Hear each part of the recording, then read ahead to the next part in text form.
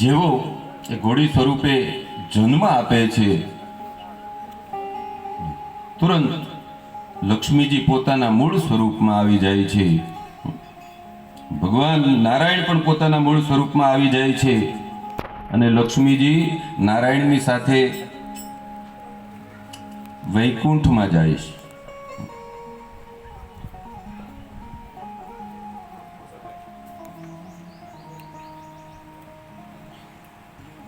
બોલીએ ભક્તવત્સલ ભગવાનની. અહીંથી એમની લીલાનો પ્રારંભ થાય છે. કેમ કે જન્મતા વેદ બાળકને મૂકીને માને જાવું એ તો યોગ્ય નથી, છતાં પણ ગયા છે. શા માટે? એ પણ આવશે. જો આગલા દિવસોની જે કથાઓ હતી ને, 1 થી 3 દિવસ, એ બધી કારણ કથાઓ હતી.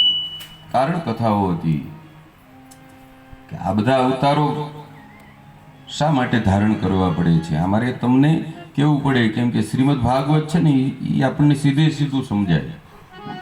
જ્યારે શ્રીમદ દેવી ભાગવત છે ને વેદનો નિચોડ, સીધો વેદનો નિચોડ છે. 18 પુરાણોનો સાર છે ને કારણ કથાઓ છે.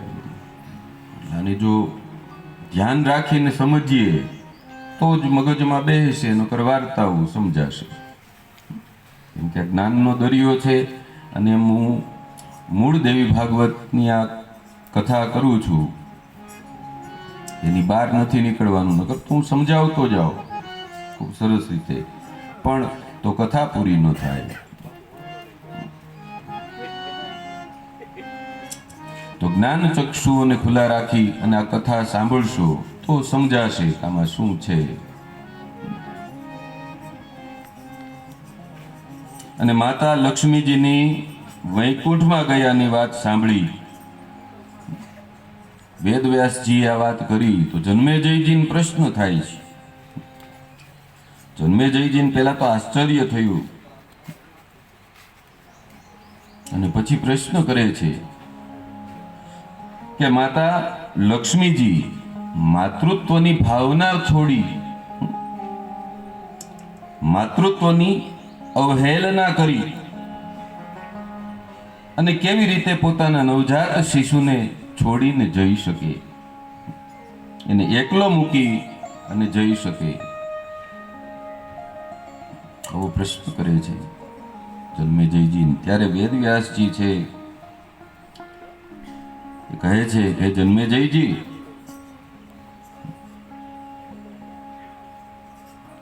કે ભગવાન નારાયણે પહેલા જ એ બાળકની સુરક્ષાની વ્યવસ્થા કરી લીધી હતી. એના જતા જ વિદ્યાધર, ખૂબ વિદ્વાન છે બ્રાહ્મણ વિદ્યાધર ચંપક,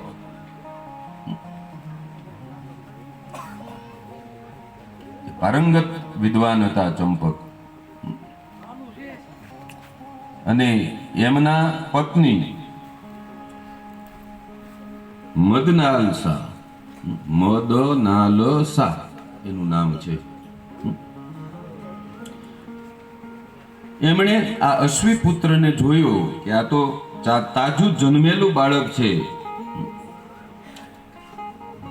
ત્યાં આવતા હોય છે ને ત્યાં એ જોઈ જાય એટલે તરત એને તેડી લે છે, એને હૃદયે ચાપે છે.